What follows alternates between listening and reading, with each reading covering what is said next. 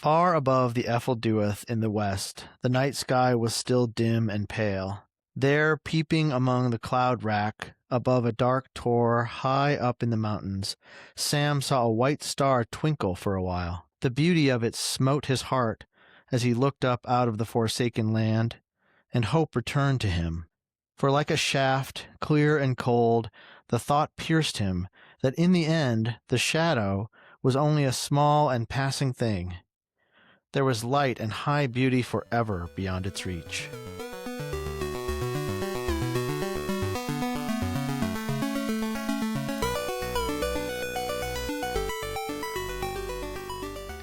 Welcome to the Wayward Wizards podcast. Today we are reading Book 6, Chapter 2 of The Lord of the Rings, The Land of Shadow. I'm Zach. He's Logan. Hello. Logan, we're in the thick of it, man. Shadow, Mordor. You know, there's certain chapters that sort of like stick out in your mind. You think of Lord of the Rings and the whole sweep of the story. And this is one of them, for sure. It really struck me in this reading how they're being pursued by several forces all at once. You have like these orcs from the tower that they just escaped from who are pursuing them. And we get this nasty exchange between like a fighting orc and a hunting orc, like one with eyes and one with a nose. But then they're also being pursued by the Nazgul. Like the Nazgul arrive like just as soon as they escape this like crumbling gate. And then they're being pursued by Gollum. Gollum, yeah. That doesn't come in through till halfway through the chapter. You're like, oh yeah, Smeagol. Yeah, Sam didn't kill him when he maybe had a chance. So he's just padding along behind them, like picking up their discarded shirts and sniffing around the rocks for where they last slept. It's dire. And the orcs are also in pursuit of Gollum. Yeah, exactly. You kind of imagine them like walking through like a minefield in a way, you know? Yeah, and they keep coming upon these orc encampments. Yeah. One of which is full of men. Yeah. Yeah, it's just a danger behind, danger all around. They're just being pursued. When they come across that encampment you just mentioned of men, we get a little bit of geography about and like almost like political economy or something, like how they're fed and watered. How does Mordor actually work? You know, like where does the water come from? There's got to be crops somewhere. Who works the crops? You know, and yeah, it's super fascinating, and I love Tolkien for that. That you know, everybody's not a Dungeons and Dragons character in this world. No. Most people just are farmers. Yeah. And that's even true in Mordor, right? Yeah. Like the worst place in the world still needs people to farm the land. I mean, of course, the other peril that they're facing is starvation and thirst. Yeah. Sam is doing the mental math of like, all right, this is how much stuff we've got. And he hesitates to ask Frodo, like, all right, like, how long until we reach this mountain? You know, Sam's mind has always gone to conserving food so that they can have enough food to get to the mountain, do the job, and then come back home. And that possibility is just dwindling more and more day by day. I mean, they have conversations about food like 4 times in this chapter, and drink, and it also kind of gives us an opportunity, like especially the water, right? Gives us an opportunity, or Tolkien an opportunity, to talk a little bit about lack of health in the land, but the fact that there's still like water flowing into this place. And at one point, Sam says, we'll have to tell the lady if we see her again that we found water to drink, you know? Yeah. Because he almost like praised to Galadriel. It's like, if Galadriel was here, I'd ask her for light, and I'd ask her for water. Yeah. And then within just a short period of time, the wind comes and moves the clouds out of the air enough for light to dawn. Yeah. Which corresponds in timing to the Ride of the Rohirrim, which is so sick. That's great. Yeah. And then just a little while later, they find water. And so it's almost like Galadriel answers his prayer. Right. And they just hear this like tinkling of the water, right? And then Sam sort of has like an Aragorn moment where I feel like he's kind of like in the land and he can like listen and then figure out that there's water nearby. And it just made me so proud of Sam for his character development, you know? Yeah, he's so capable in this chapter. Super capable. And Frodo recognizes it. You know, he says like, look, Sam, I don't have any hope, but if you have some, I need you like to lead me. I'm willing you to follow you. And Sam is like, all right, we can do this. You just tell me where to go, Mr. Frodo, and you can plod around along after me. The other two themes that kind of rise up to me in this chapter, the theme of hope, you know, choosing to continue on even when things are hopeless. And this chapter is such a perfect example of meeting an impasse, arriving at a hopeless situation, choosing not to quit, and then a calamitous thing happening. You know, it's not that the calamitous thing doesn't happen. You know, they are abducted by an orc band in this chapter. Right. But what we find out continuing to read the story is that if they hadn't been abducted in the way that they were at the time that they were, they never would have arrived at Mount Doom. Yeah, that's right. They're placed through calamity into the only path that would allow them to achieve their goal. Right. And that's such a theme in Tolkien. You know, kind of hope beyond hope, choosing to continue on even when things are completely dire. And then the other theme is Sam's care for Frodo, his selflessness. He gives Frodo the last of the water when he's not even sure if they're going to be able to find more. He feeds him his own ration of food. He watches over him while he sleeps, even though he can barely keep his eyes open. It's just one of the most tender and beautiful examples of male companionship and platonic love. Mm-hmm. That if you read this and you're not choked up by these two little hobbits, pursued, hopeless, starving, waking up from a despairing sleep, hand in hand. Mm-hmm. It's just, it's the good stuff, man. Sam is a much better disciple than the disciples. You know, like, yeah, it's also a more modern book, so it's more fleshed out. There's more like well-rounded character here, but his loyalty, by which I mean faith, right, steadfastness in the face of all of this for Frodo is, you know, it approaches like saintliness, I think. Even though Frodo is like the saint, right, in the book. Yeah. We talked a little bit about that, you know, kind of his spiritual long suffering. Yeah, his spiritual burden is that. But Sam is his own kind of saint here, I think. I guess it shouldn't come as a surprise that, you know, Tolkien would write a character like that. But it's like just a really starkly drawn cartoon of friendship. Like when friendship is like pulled to like the limits of what a person can endure with one another. Like that's where they are in this. And I still think that Sam, throughout this chapter and into the next couple of chapters, also still needs Frodo as like a guiding light. It's not something he would accomplish by himself. It's something that they accomplish together. And that becomes truer and truer as the story goes on. And I think it's never more stark than when they're, you know, trudging through this like hell on earth. Yeah. Well, what do you think? You ready to jump in? I think we could jump into this chapter probably. So Sam and Frodo rush out of this gate that crumbles behind them, ringing the doorbell again as they leave. They're leaving behind hundreds, it says, of dead orcs. They've ruined the gate passing through these watchers and set up a noise and a scene that will cause all kinds of attention that they don't want drawn to themselves. Absolutely. Like if they were hoping to sneak in, they did not sneak in. The enemy knows that they're there.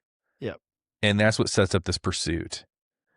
And as soon as they like flee from this crumbling gate, it says that a Nazgul perches on the wall beside the ruined gate and sends out its deadly cry so that all the cliffs echo. Not the entry they were hoping for. Definitely not. And it's from there to like, they come upon sort of one dramatic rock outcropping after another. Yeah. in this chapter, they're always like dropping into some chasm. Yeah. A chasm. Yeah, exactly. Oh, it's all these sheer cliffs and precipices and ridges and bridges that they have to leap over the side of, and all of those things remind me of the time when they've yet to meet Gollum and they're gonna drop over the edge with the elf rope, and how afraid they are. It's like their first like real physical thing that they come upon, and like they're both sort of freaking out. And Frodo has like a vision, he like loses his sight. Stuff. It's like the opposite, yeah. Well, he like loses his sight, but he can still see the rope, and there's all of that happens, and like how that kind of takes place over like a page and a half or something, and it's very dramatic. And then here they're just like, well, we just gotta jump. Like they don't even think twice. I mean, Sam says, well, goodbye. And then they're just like, I mean, they're terrified, right? So that's part of it, but they're also, I think, more, I don't know. I don't know if it's bravery or stupidity or what it is, but it's just it just really reminded me of that chapter.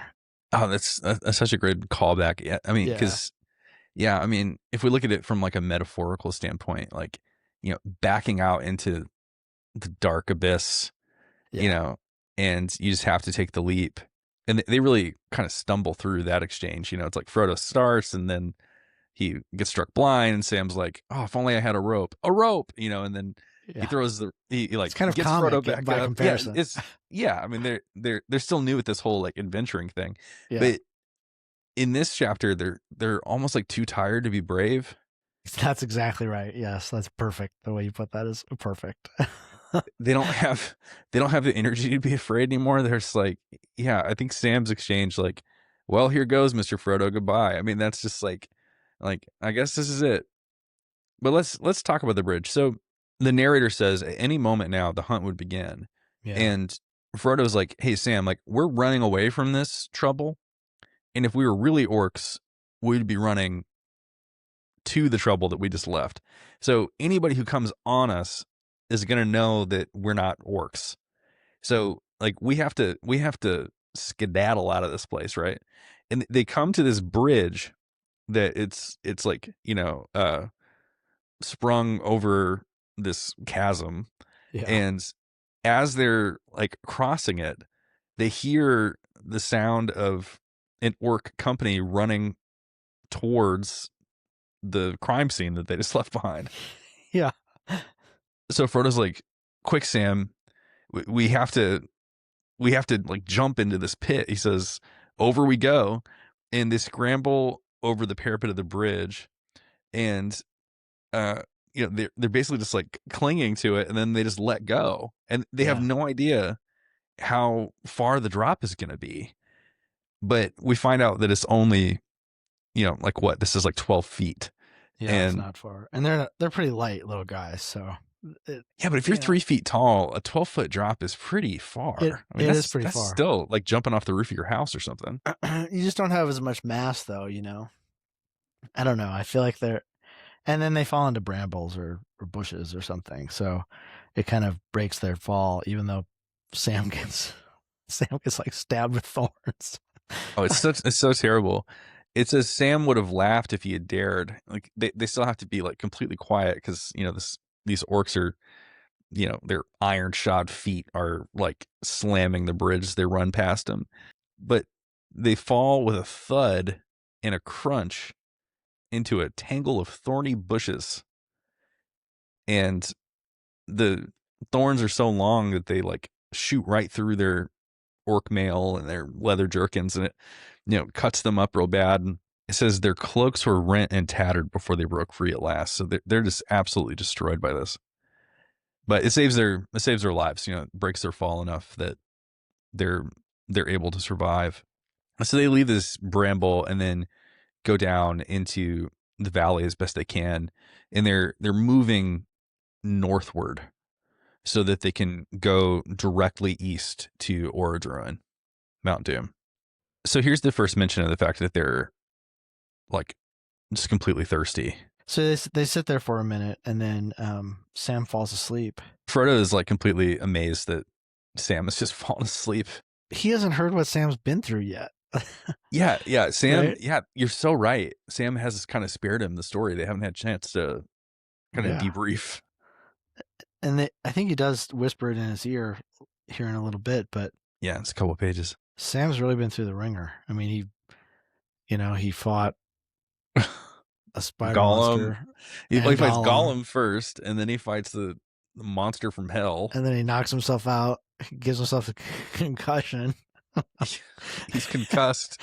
And he's exhausted. And then he's got to climb through the tower to get Frodo. Then he's got to get Frodo clothes. Then he's got to, get Frodo out of there. So he's tired. And for once, when he wakes up, nobody asks what time it is. Well, in a couple of minutes, they're going to say they wake up and they have no idea what time it is. So I think they've asked each other. That's funny. It's the most Hobbit thing. So I mean, funny. When you wake up, is not the first thing you do look at your watch, though? Yeah, absolutely. I want to know what time it is. Even if it's the middle of the night, I want to know. Yeah, it is such an interesting thing that we've kind of landed on that as a like recurring piece of it's dialogue. Fascinating because like until like a second ago, no one in human history wondered what time it was when they woke up. Yeah, they didn't have a clock. Yeah, they had no idea. Yeah, because these guys are like little like 18th century right Englishmen. Maybe they could look at the stars, and be like, oh well, whatever. Orion is kind of low in the sky. It must be toward morning or something. But it's morning. It's midday. It's dusk. Yeah, this is a completely different way of thinking about time.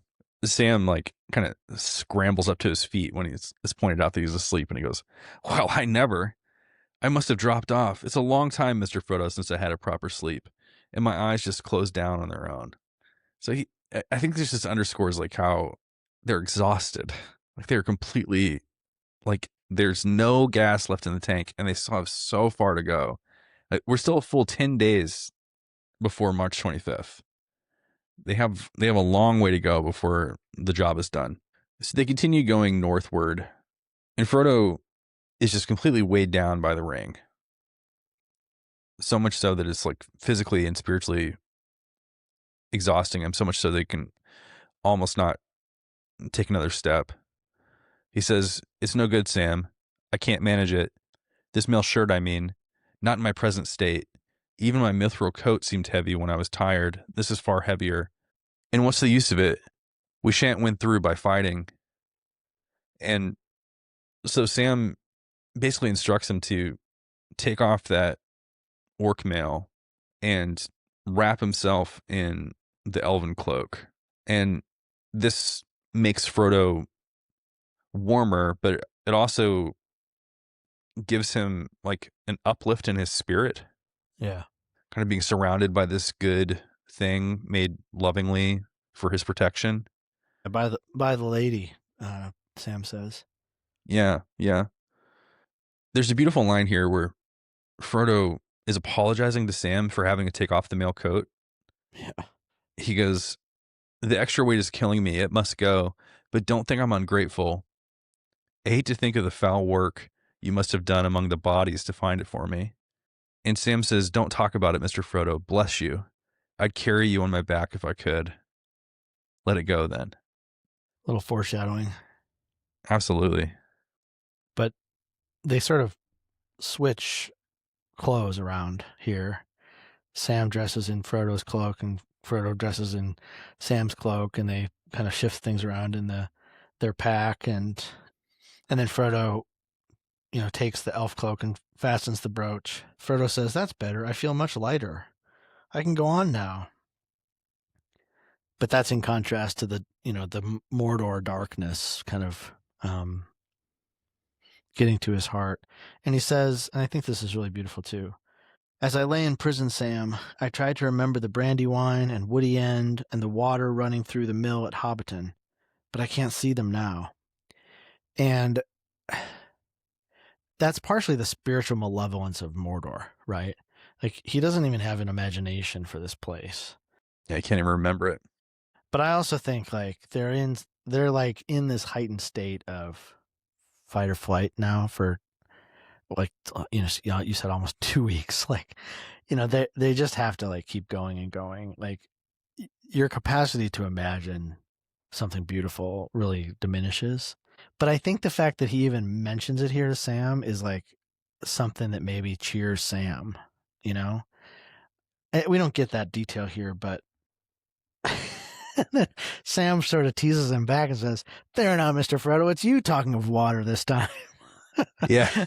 So they're like Sam was like dreaming for Shagrat to hand him a glass of water, and Frodo told him to stop, and now Frodo's talking about the water going through the mill at Hobbiton. That's funny. I think it's such a contrast that Frodo is saying this like profoundly sad thing, and then Sam kind of lightens the mood by being like, "Hey, you said water." Like, yeah. And I think that again goes back to to this like, it's like the apex friendship, like that even in this moment they're surrounded by the blasted, wastes of Mordor, and they're joking around about the frickin' Shire and the water in the Shire and these places that they both love. This is where the prayer that you mentioned comes in, where Sam says, "If only the lady could see us or hear us, I would say to her, 'Your ladyship, all we want is light and water, just clean water and plain daylight. Better than any jewels, begging your pardon. But it's a long way to Lorien.'" But I kind of think the lady can see and hear them, right? Like, there's some spiritual connection there. I think that's why in these moments of desperation they speak in languages Elvish. that yeah. I mean, it's like Frodo knows some Elvish, but Sam doesn't know any Elvish. So like where are these elf words coming from? Like, what spring are they being drawn from? And I think it's Galadriel's presence, maybe like mediated through these talismans that they carry, but also I think just her spiritual like reaching out.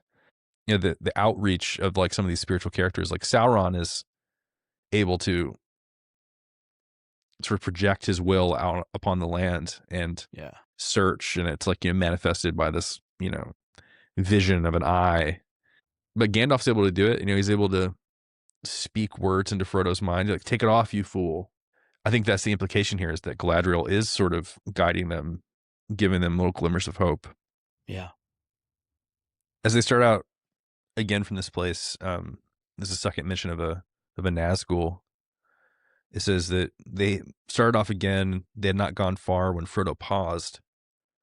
"There's a black rider over us," he said. "I can feel it. We'd better keep still for a while." And so they just crouch under a great boulder and don't speak for some time. And then Frodo eventually says it's past, and they stand up and they start to move again. So, as if in answer to that prayer, the clouds start to be driven back, their edges tattering as a wind out of the living world came up and swept the fumes and smokes toward the dark land of their home. And Sam notices right away, "Look at it, Mr. Frodo. Look at it. The wind's changed. Something's happening." Yeah, and he says he's not having it all his own way. His darkness is breaking up out in the world there. I wish I could see what's going on. Sam interprets this dim light that is leaking into Mordor like a pale morning through the grimed window of a prison as a turning of fortune for the good guys. And yeah, this his insight there, I think, is really incredible. It's not just like, oh, hey, the clouds are breaking up. It's like, oh no, something's not going Sauron's way out there. And we're told by the narrator that it's the 15th of March, and over the Vale of Anduin the sun was rising above the eastern shadow, and the southwest wind was blowing. Theoden lay dying on the Pelennor fields. Sam, he hears this shrill cry of woe and dismay. And once again, he gives like a perfect interpretation of the signs. He's like, something's happening. Like he recognizes that something has shifted in the war. And he mentions the fact that Shagrat and Gorbag were arguing about whether the war was going well or not. And he's like, hey, you know what? Like things aren't going well for them. And he asks Frodo, he says, things are looking up, Mr. Frodo. Haven't you got some hope now? And it's almost like a little kid being like, Dad, like everything's gonna be all right? Like, isn't this good? And Frodo's response is, yeah, bud, but that's out west and we're going east. Yeah. So like whatever good's going on over there, like there's still a lot of Mordor between us and Mount Doom. Mm-hmm. And that can't help us. Well, it's like asking a depressed person, are you better? Like, don't you feel better?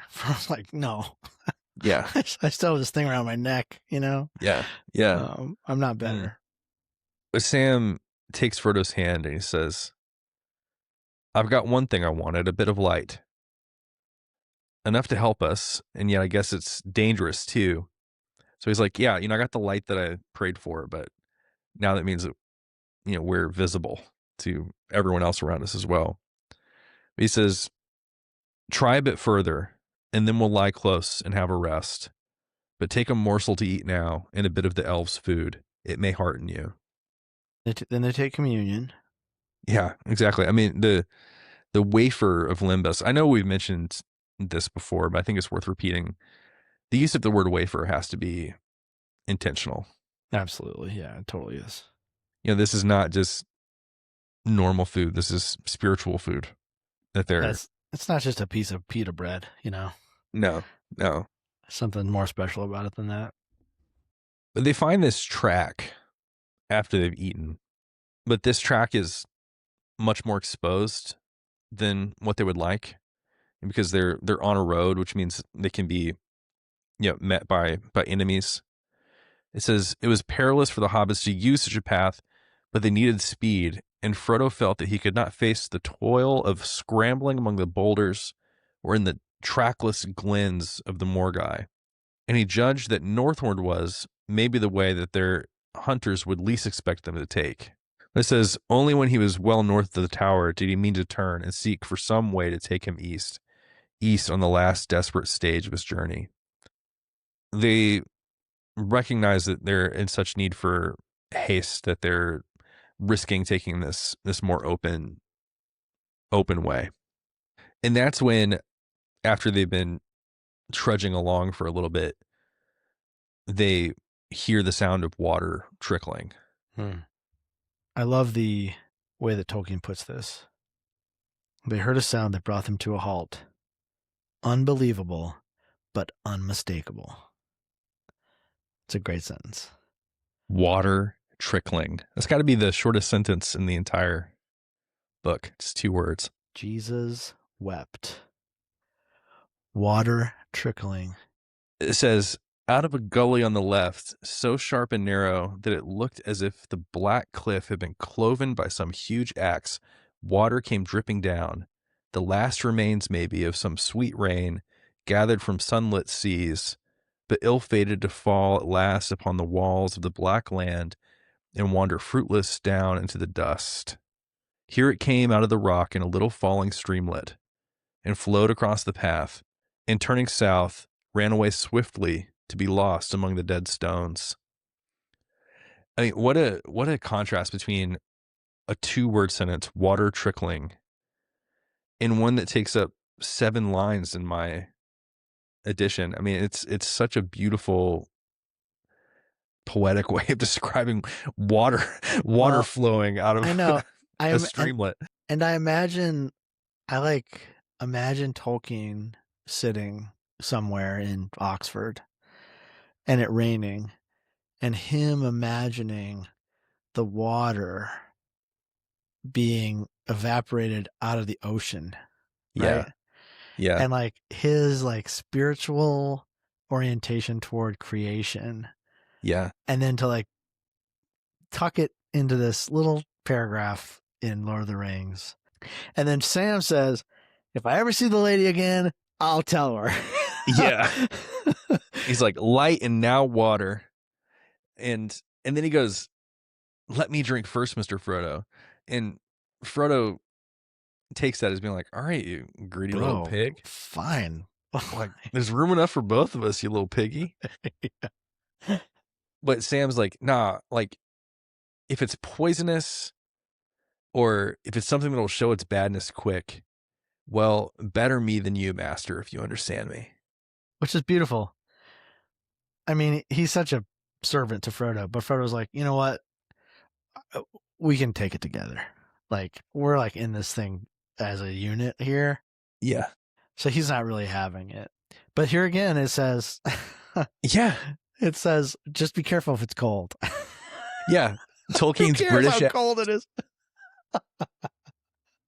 It's such a British thing. After, I can't remember exactly the, was it Gimli that warned someone not to drink something because it's cold earlier in the book? And we were marked on it. And one of my coworkers is British. I talked to her about it.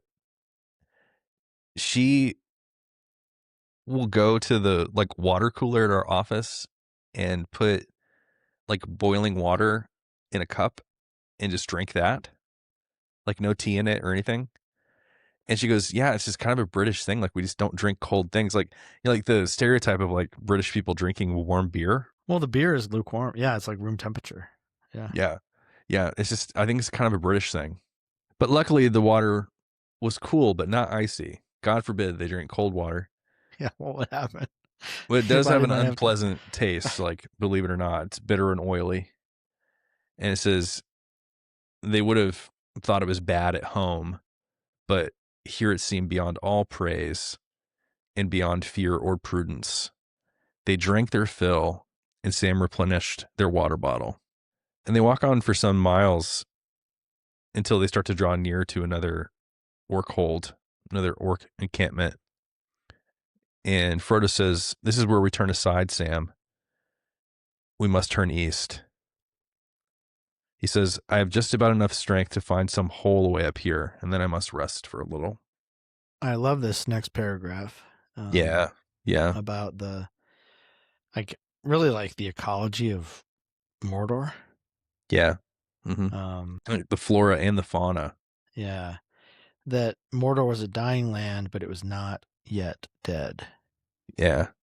And it describes the things that grow here. It's these twisted,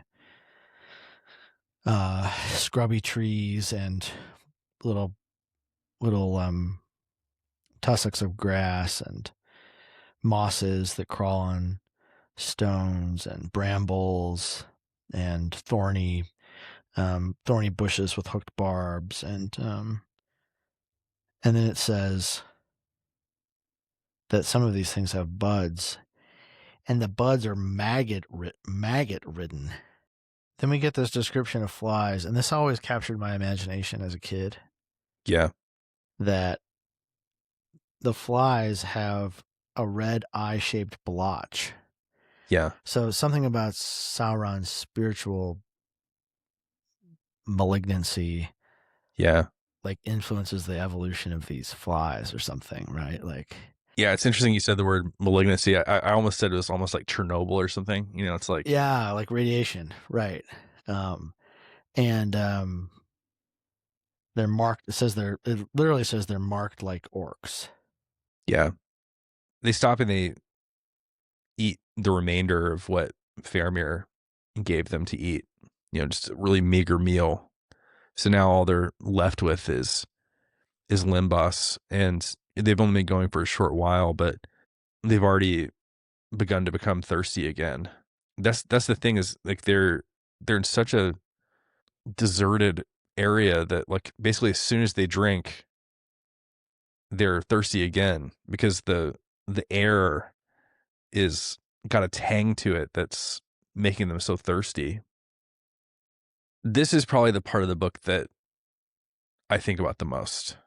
Sam tells Frodo to fall asleep, and as he's telling him to fall asleep, Frodo falls asleep, it says, even before the words were spoken. He's just so tired, he just collapses. And Sam is watching over him, but he has to kind of get up and move around just to keep from falling asleep himself. And it says that he looks up into the sky, and there, peeping among the cloud rack above a dark tor high up in the mountains, Sam saw a white star twinkle for a while. The beauty of it smote his heart as he looked up out of the forsaken land, and hope returned to him. For like a shaft clear and cold, the thought pierced him that in the end the shadow was only a small and passing thing. There was light and high beauty forever beyond its reach. The star that he's looking at is Venus, which in Tolkien's Legendarium is the light of one of the Silmarils that's being born on a ship by Elrond's father, Mm-hmm. Yarendel, Yeah, who is guarding Middle Earth to prevent the return of the first Dark Lord, Morgoth. right.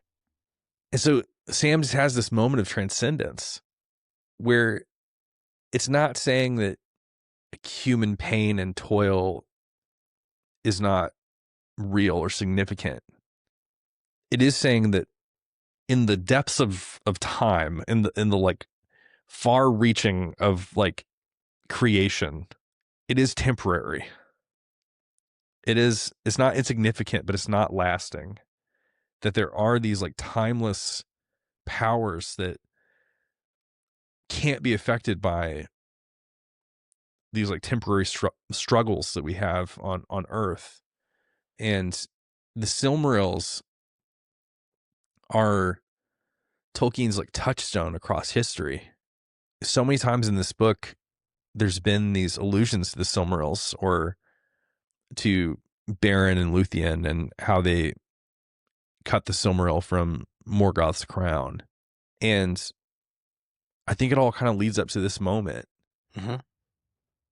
But all of it, it's so subtle that nobody could understand that that's what Sam is seeing in this moment. And it's just this like little, almost like inside joke that Tolkien has with himself that is so present in the book. And only like as an adult reading this, having read the Silmarillion and really dug like as deep as I possibly can into the story, do I see it. But nobody reading this when this was published would know that that's what it is. But there's a timelessness to it. There's a truth to it. I mean, like everything in Tolkien, it works on multiple levels. You know, it works on the level of the lore, the legendarium, and Tolkien's working out of all these things and multiple drafts and all of that. But it also just works on the level of what we can almost say is a universal human experience of looking up at the stars, Yes. right? Yes. Yes. And seeing, stars or moonlight break through clouds. Yeah. and knowing that there's something bigger and more wonderful than whatever we're going through. Yeah. Even though, you know, for Sam, the immediate experience of sitting by, the side of Frodo in this place is no less real. But his psychological and I think spiritual orientation here is like he experiences this kind of zoom out or awakening, you know, to the wide story that he's a part of, which he alluded to earlier too. Like, we're part of the Why, same Mr. Frodo? story. We're still in that same story, aren't we? Yeah, so he's learning that more and more, and then, but I think even more like outside of the realm of like words, he's struck by the fullness of how small his story is compared to the story of the cosmos. Yeah. And Yeah. it says that now for a moment his own fate and even his master's ceased to trouble him, and he's able from that point. He even gives up his watch. He just crawls back to Frodo, takes Frodo's hand, and falls asleep. Yeah. It says he casts himself into a deep, untroubled sleep. And it's almost like, to me, it's almost like Arundel gave him the grace of rest. Yes. Yes. To say like these troubles you can pick them up again tomorrow, and right now you can sleep by your friend. And when he wakes up, it says Sam was almost fresh, ready for another day. Yeah.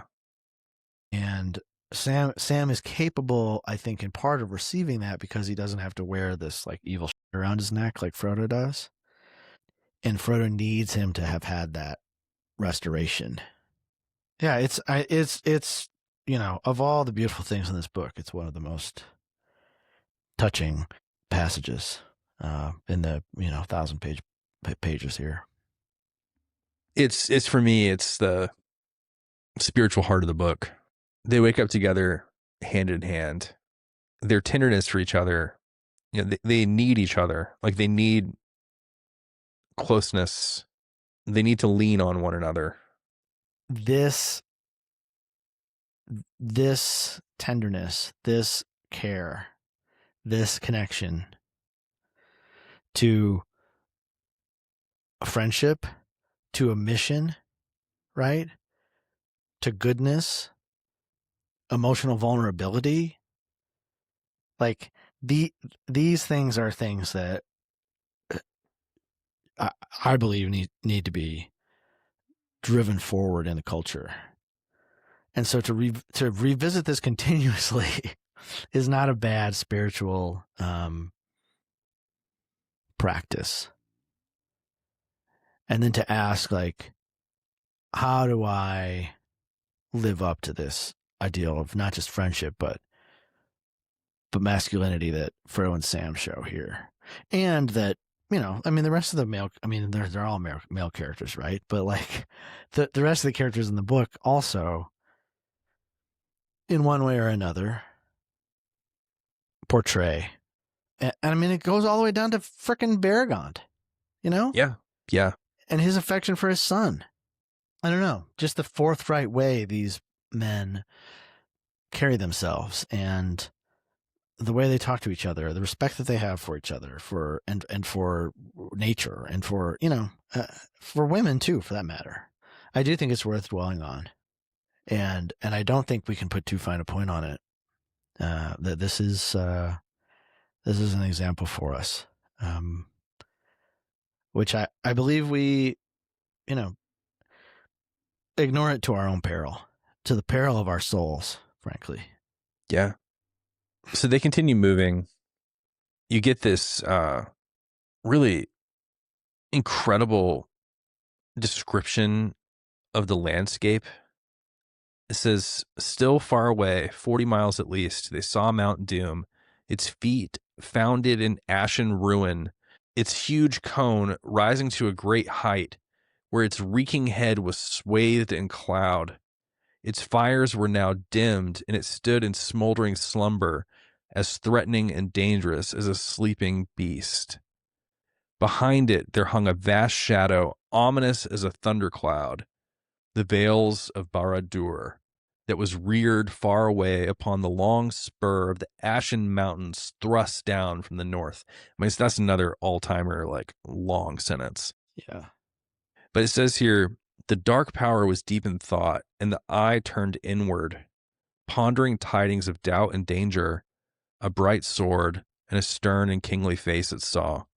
And for a while it gave little thought to other things, and all its great stronghold, gate on gate and tower on tower, was wrapped in brooding gloom.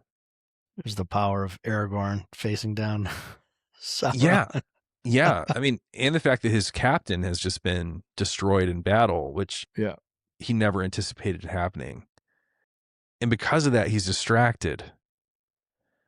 Like, if he were fully vigilant on Mordor, which he's fully capable of doing, if all those forces that he just sent to the Pelennor were still in Mordor, they wouldn't have a chance. But it's his own, like, insecurity, this, like, brooding fear is Sauron's own undoing. And that's just really beautifully illustrated in that sentence. But they come across this encampment of, you know, a vast army. The way that the buildings are described, you know, they're low and squat and in, like, perfect lines. They're, you know, like an industrial city. Like, you can almost imagine like a tenement in London, you know, just like covered in, you know, grime and Coal dust, yeah. Yeah, coal dust, exactly. And living in this, like, orc city are men. Sam, he looks out upon this, like, vast encampment of men and he goes, I don't like the look of things at all. Pretty hopeless, I call it. Saving that where there's such a lot of folk, there must be wells or water, not to mention food. And these are men, not orcs. And this is where we get the mention of, you know, the kind of the background that you mentioned earlier, which is that, you know, Sam and Frodo couldn't know this, but there are these vast enterprises of farming done by orcs and slaves far away that, you know, bring wagon trains of goods and booty and fresh slaves to this area to keep them stocked and fed. It says, here in the northward regions were the mines and forges and the musterings of long-planned war. And here the dark power, moving its armies like pieces on the board, was gathering them together. So this is just basically a hopeless situation. They can't continue the direction they're going without walking through this army. Frodo's despair gets a little voice here where, you know, he says, it's no worse than I expected. I never hoped to get across. And I can't see any hope of it now. But I've still got to do the best I can. Oh, that's such a beautiful, I mean, I still got to do the best I can. That's... Yeah. Frodo just, you know, at this point, he's really just putting one foot in front of the other. And I think it kind of expects to be waylaid at any moment. Maybe even hopes he will be. Yeah, he's like, oh, okay, at least I can't say I didn't try. You know? Yeah, it might be a relief to, like, be unburdened of this thing. Yeah, I don't think that's a bad reading at all. And this is where they're met by the hunters. You have two orcs. They're a different breed, so they're speaking together in the common speech, which allows Frodo and Sam and us to understand what they're saying. And they're just absolutely terrible to each other. Threatening to kill one another, threatening to report each other's number to the Nazgul. That comes up a couple times in this chapter where, you know, I'm not going to tell them your name. I'm just going to report your number, which is a very sort of modern, you know, industrial thing. And you know, we get this really odd detail that one of them is a snuffler and one of them is a seer. Yeah. But they are arguing back and forth, and they're blaming one another for the fact that they've lost the trail of Frodo and Sam. The irony being that they're right on top of them. Yeah, they haven't lost the trail at all. They're just idiots. Yeah. And within their interchange, which I don't think we should get into in great detail, but they have like orders from, higher up, capital H, capital U, to find whatever just did this thing at this Tower of Kirithungol, and they have no idea what it is. One of them says, first they say it's a great elf in bright armor, then it's sort of a small dwarf man, then it must be a pack of rebel Uruk-hai, or maybe it's all the lot together.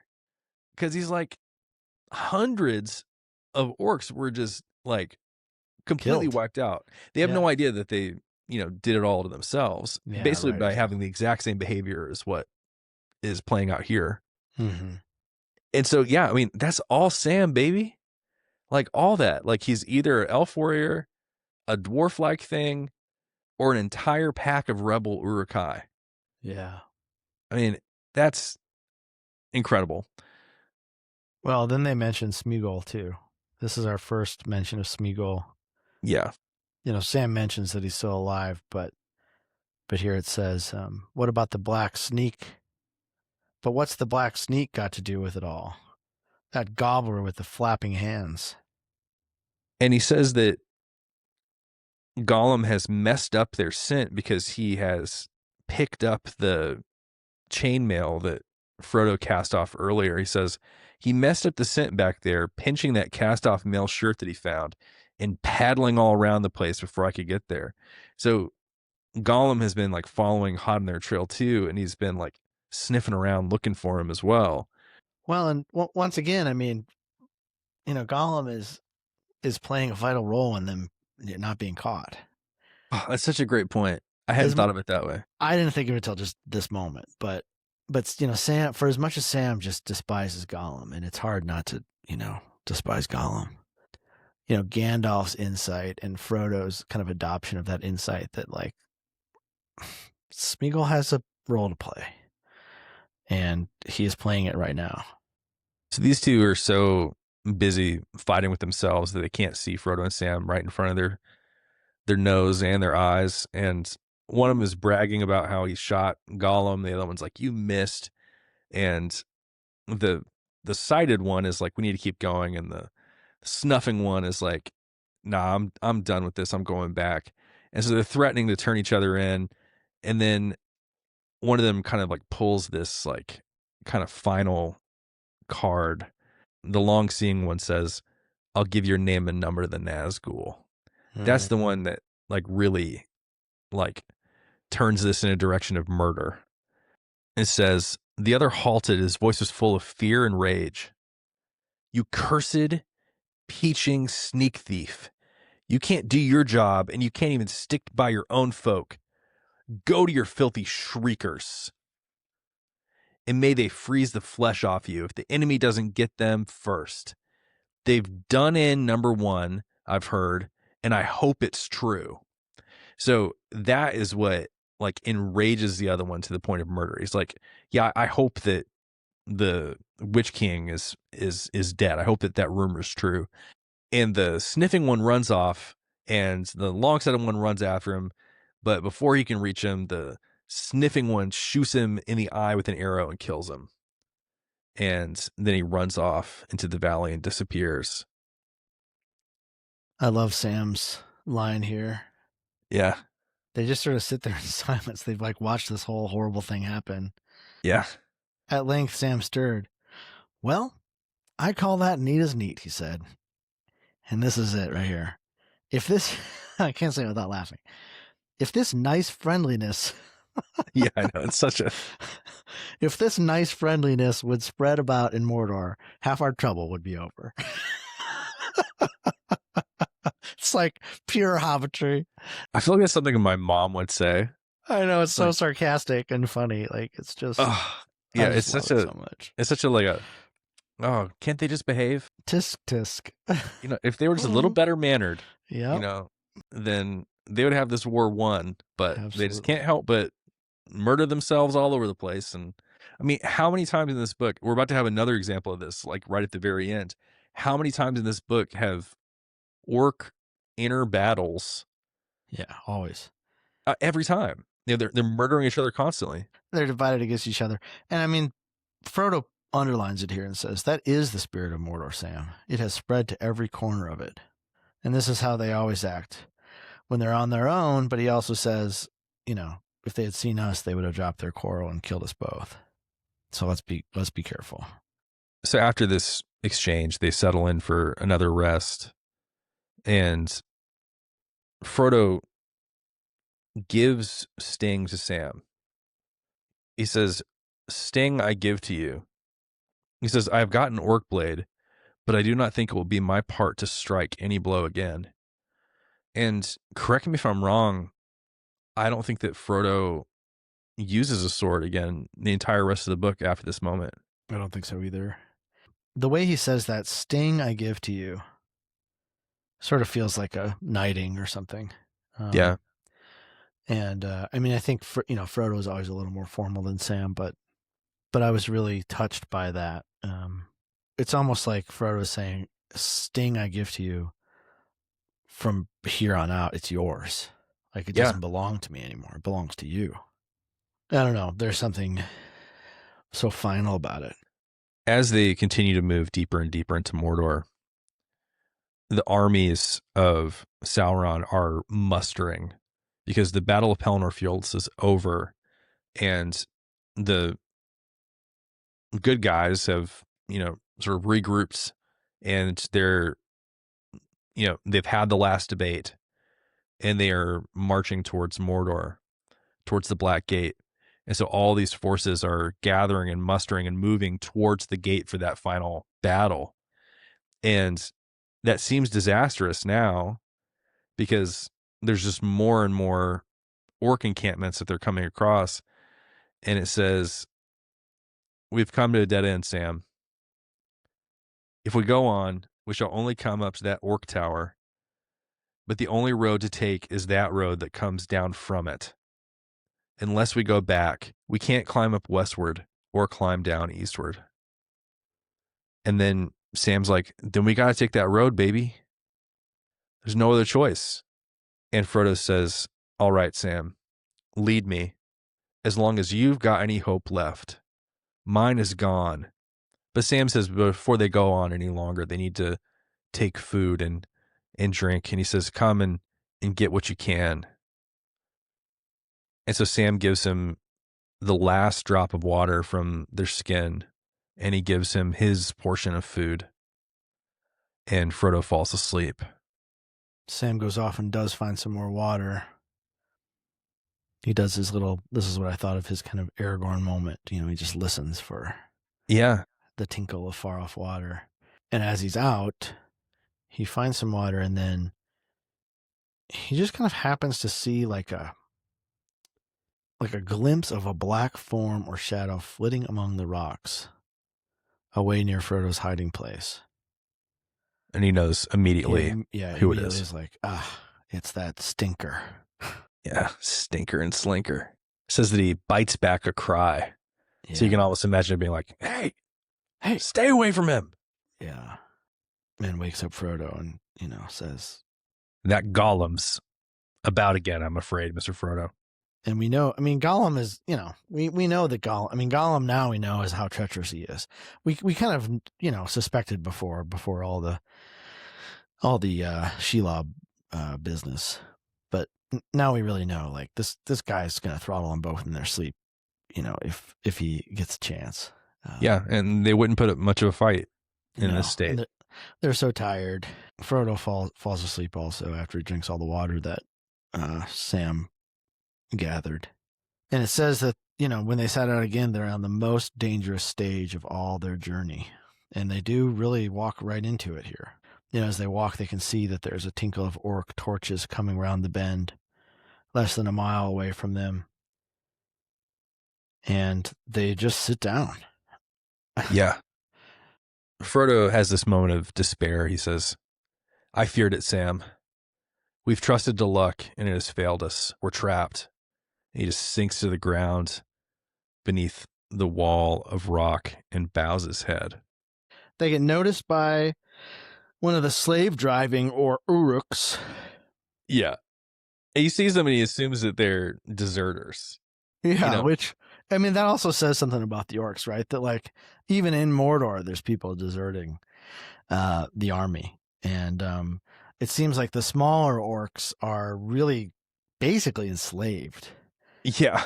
Yeah. It says that he sees the devices on their shields and, because they're like wearing like orc gear that will fit them, they are these like, they look like small orcs. And he goes, deserting, eh? Or thinking of it. All your folk should have been inside Udun before yesterday evening. You know that. Up you get and fall in, or I'll have your numbers and report you. So there's just so much like threats of like getting your dog tag number and reporting you to the Dark Lord. And they are just thrown in with this orc company and, just marching. They're exhausted. It says it was hard enough for poor Sam, tired as he was, but for Frodo, it was a torment and soon a nightmare. He set his teeth and tried to stop his mind from thinking, and he struggled on. Yeah, it's pretty brutal. The slave driving orc says, where there's a whip, there's a will, my slugs. Hold up, I'll give you a nice freshener now. Only you'll get as much lash as your skins will carry when you come in late to your camp. Do you good. Don't you know we're at war? He's basically saying, like, yeah, I'm going to whip you, but you just wait till you come a day late. Yeah, we'll whip you even harder. It's terrible. It is terrible. Sam never loses his defiance. I love that he thinks to himself, I'll have that big slave driving devil anyway, he thought. And he's about to draw his sword. But I guess they get where they're going, and then, there's enough sort of, orc infighting happens again, which is, again, what saves them. Yeah, so they come to a crossroads. It's like different companies of orcs all come together. And it seems like they're all desperate to get to the end of their march. And so they're kind of like jostling to get through, but there's, presumably hundreds of them, so they can't all go in at the same time. And so scuffles break out and blades are drawn, and it says a troop of heavy armed Uruks from Barad-dûr charged into the Dune-Thang line and threw them into confusion. And so that confusion is what lets the hobbits escape. Yep. So they just crawl. They crawl until they can't crawl anymore. And they don't even, it's so dark, they don't even really need to seek cover. But, Sam's like, we gotta go a little further here. One more crawl, and then you can lie still. And it says, with a last despairing effort, Frodo raised himself on his hands and struggled on for maybe 20 yards. Then he pitched down into a shallow pit that opened unexpectedly before them, and there he lay like a dead thing. Good chapter, man. Good chapter. One of the best. Yeah, it's one of the best. And of course, next week, we will come to the very end of all things. Indeed. The pinnacle of the entire story. Book 6, Chapter 3, Mount Doom. We'll see you then. See you then.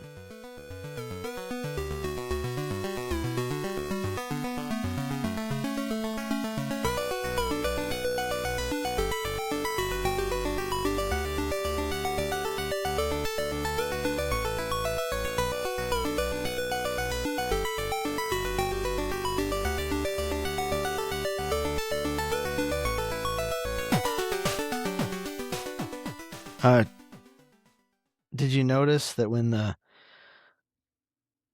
torches meet them, there's an important detail.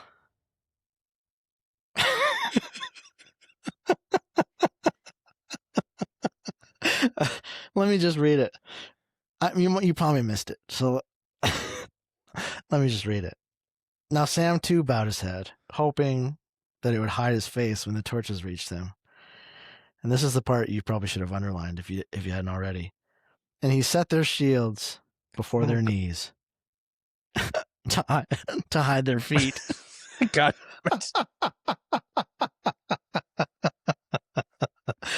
Now, I can only think of probably one reason that they would want to hide their feet, and that,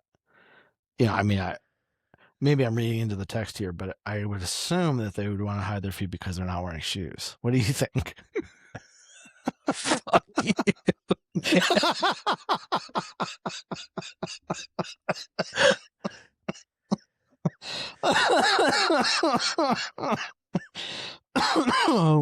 They must have left their boots in Shelob's cave. I'm not even gonna dignify that with a response. That's fine. Let's move on.